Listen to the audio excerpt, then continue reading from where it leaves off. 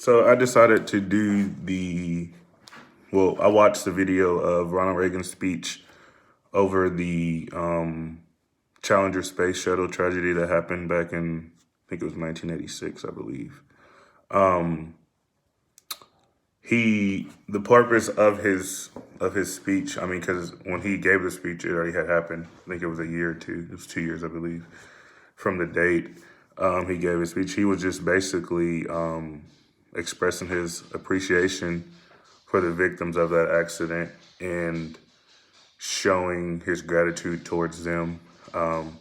He also was explaining the importance of the sacrifices they made for the sake of the exploration and knowledge of, space travel and everything that comes with that. He also he emphasizes the amount of courage, strength, bravery it all takes for people to do that, because not everyone's going to sign up to do something like that, knowing within 73 seconds of lifting off that your life could be over. So he also touched points on that. I mean, but what I got out of it is more of, it was just remembering, grieving and remembering and letting the nation know that the tragedy that happened, there was,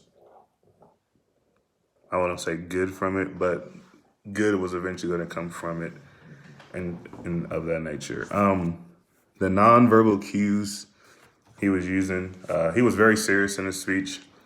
It was very solemn. He was very, you could tell he was grieving. He never broke eye contact, really. He wasn't moving much. His hands were on the desk, but they wasn't moving much to take away distraction from his speech, from getting his point across, which is what I was thinking. I mean, because usually a lot of people can talk and like I'm moving my hands, and it takes away from my video here. So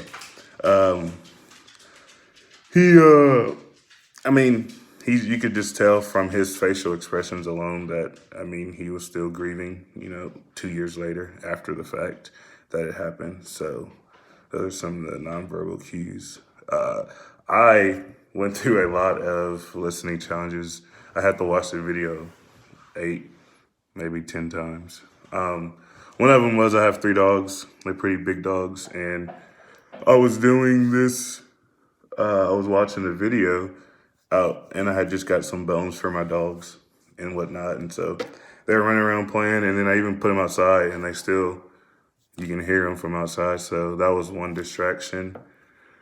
Another one was, every time I watch it, I'll get locked in the video. Like, I'll get super locked in to where, like, I'm like, oh yeah, I'm listening, I'm hearing everything. And boom, somebody will text me, and all that goes out the window, so I have to restart the video. Another thing was time, and it sounds weird, but it was a 2-minute video, 2 minutes and 38 seconds to be exact. And I just kept looking at the time because it felt longer, a lot longer than 2 minutes and 38 seconds. So I'll like pause it, look at the time, and then I'll lose everything that I was just remembering while watching it. So that was another big distraction. Like I said, phones, text messages, people would text me. Like, I was watching it, people would start texting me, then I would get distracted.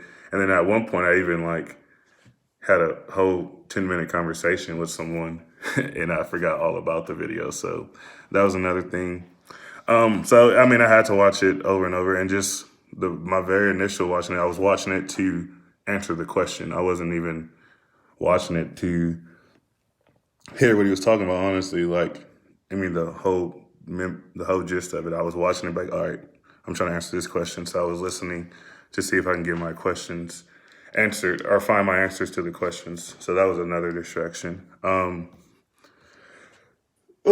there any tasks I can do without affecting your listening? I mean, kind of, I guess. I say cooking is one. I can cook and I can talk, especially if I know the recipe. If I don't have to look up anything, I can do that. That won't affect my listening.